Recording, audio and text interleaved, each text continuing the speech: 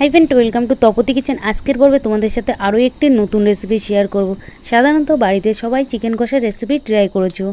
आजके आमी बोलबो এইভাবে একবার হলো বাড়িতে চিকেন কষার রেসিপি ট্রাই করে দেখতে পারো।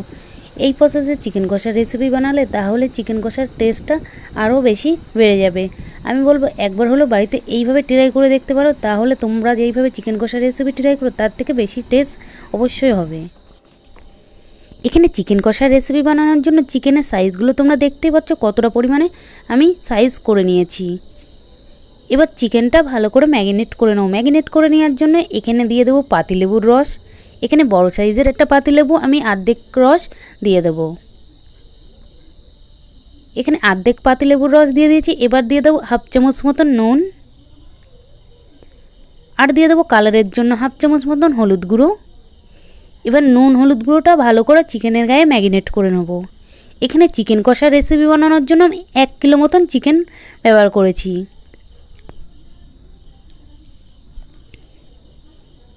এখানে চিকেনের গায়ে ভালো করে ম্যারিনেট করে নিচ্ছি নুন হলুদটা।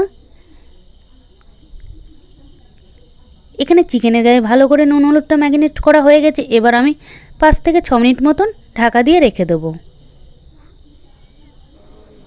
এখানে চিকেনের রেসিপিটা বানানোর জন্য কড়াই বসিয়ে দিয়েছি। কড়াইটা ভালো করে গরম করে নেওয়ার পরে এবার এতে দিয়ে দেবো বেশ কিছুটা সর্ষের তেল।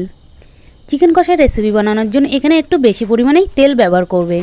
তেলটা ভালো করে গরম হয়ে যাওয়ার পরে এবার কড়াইয়ের চারি সাইডে ভালো করে তেলটা লাগিয়ে নেব। গরম তেলের ভিতরে ফোড়ন দিয়ে দেবো গোটা জিরে, গোটা শুকনো লঙ্কা আর কিছুটা পরিমাণে দারচিনি। এই সব ফোড়নগুলো ভালো করে ভেজে নেব। ভালো করে ভেজে নেওয়ার পরে এবার এতে দিয়ে দেবো 2 মতন বড় সাইজের পেঁয়াজের পেস্ট। পেঁয়াজের পেস্টটা দিয়ে দেওয়ার পরে ভালো করে নাড়াচাড়া করে ভেজে নেব, যাতে পেঁয়াজের থেকে কাঁচা গন্ধ ভাবটা চলে যায়।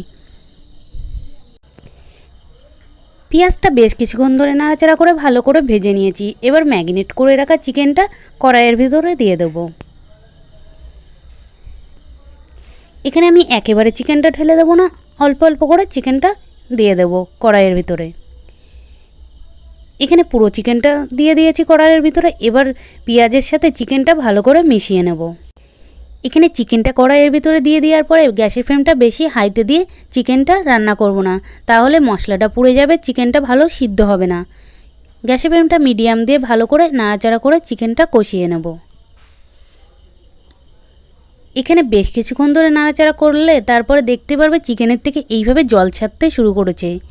এখানে লেবু দেওয়ার কারণে চিকেন থেকে জলটা বেরিয়ে এসছে। এবার ভালো করে নাড়াচাড়া করে নেবো ততক্ষণ যতক্ষণ না চিকেনের জলটা শুকিয়ে যাচ্ছে, ততক্ষণ এইভাবে গ্যাসের ফ্লেমটা মিডিয়াম দিয়ে নাড়াচাড়া করে চিকেনটা কষিয়ে নেব। এই পর্যায়ে দিয়ে দেবো আদা রসুনের পেস্ট। এখানে আমি বড় চামচের 2 চামচ মতন আদার পেস্ট দিয়ে দেবো, আর দিয়ে দেবো বড় চামচের 1 চামচ মতন রসুনের পেস্ট। এবার আদা রসুনের পেস্টটা ভালো করে চিকেনের সাথে মিশিয়ে নেব। এবার চিকেনটা ভালো করে নাড়াচাড়া করে ভালো করে কষিয়ে নেব, যাতে আদা রসুনের পেস্ট থেকে কাঁচা গন্ধ ভাবটা চলে যায়।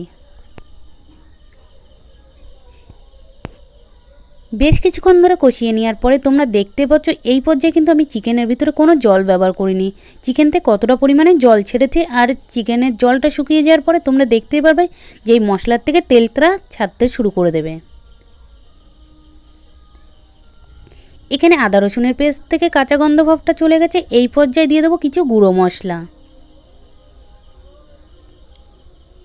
এখানে দিয়ে দেবো 1 চামচ মতন জিরে গুঁড়ো, 1 চামচ মতন ধনে গুঁড়ো, আর দিয়ে দেবো কাশ্মীরি লঙ্কার গুঁড়ো 2 চামচ, আর কালারের জন্য দিয়ে দেবো হলুদ গুঁড়ো হাফ চামচ মতন, আর দিয়ে দেবো স্বাদ মতন নুন। নুন হলুদটা আমি আগে থাকতে ব্যবহার করেছিলাম বলে তার জন্য এই পর্যায়ে সামান্য পরিমাণে ব্যবহার করলাম। তোমরা টেস্ট করে তাই নুনটা তোমাদের ব্যবহার করবে, কতটা পরিমাণে নুন লাগবে। এবার এই সব উপকরণগুলো ভালো করে চিকেনের সাথে মিশিয়ে নেব। চিকেনের সাথে ভালো করে এই মশলাগুলো মিশিয়ে নেওয়ার পরে তোমরা দেখতে পাচ্ছ চিকেনের কালারটা কত সুন্দর চলে এসছে। এই পর্যায়ে চিকেনটা আমি ঢাকা দিয়ে বেশ কিছুক্ষণ ধরে রান্না করে নেব, যাতে চিকেনটা ভালো করে সিদ্ধ হয়ে যায়, আর যেই মশলাটা রয়েছে মশলার থেকে তেলটাও ছেড়ে দেবে। বেশ কিছুক্ষণ ধরে চিকেনটা ঢাকা দিয়ে রান্না করে নেওয়ার পরে এবার ঢাকনাটা খুলে নেব। তোমরা দেখতেই পাচ্ছ চিকেনের থেকে তেলটা ছেড়ে দিয়েছে। এই পর্যায়ে দিয়ে দেবো ঝালের জন্য চিড়ে রাখা কাঁচা লঙ্কা বেশ কিছুটা, আর দিয়ে দেবো ছোটো সাইজের একটা টমেটো চিড়ে রেখেছিলাম। এই টমেটোটা দিয়ে এবার কাঁচা লঙ্কা আর টমেটোটা ভালো করে চিকেনের সাথে মিশিয়ে আরও কিছুক্ষণ ধরে চিকেনটা কষিয়ে নেব ভালো করে।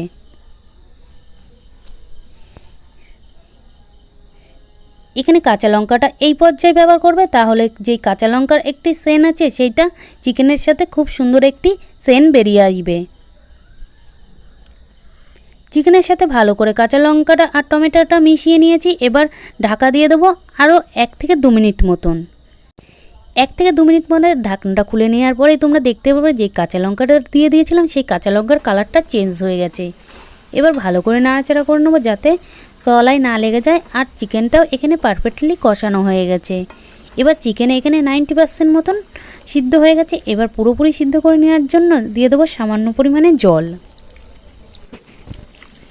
এখানে জলটা বেশি পরিমাণে ব্যবহার করবে না, তাহলে চিকেনটা পুরোপুরি গলে গেলে ভালো লাগবে না।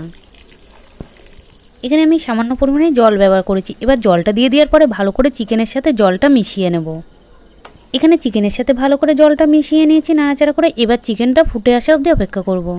তোমরা দেখতে পাচ্ছ এখানে চিকেনটা ফুটতে শুরু করে দিয়েছে। এবার চিকেনটা ভালো করে নাড়াচাড়া করে দেবো যাতে তলায় না লেগে যায়। চিকেনটা ভালো করে নাড়াচাড়া করে নিয়েছি। আরও কিছুক্ষণ ধরে চিকেনটা ফুটিয়ে নেব।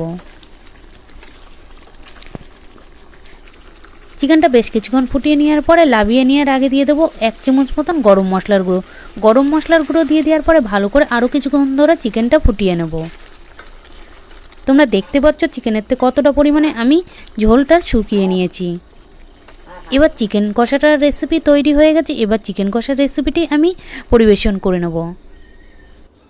এইভাবে নতুন স্টাইলসে চিকেন কষার রেসিপিটি আমি বলবো অবশ্যই বাড়িতে একবার ট্রাই করে দেখতে পারো।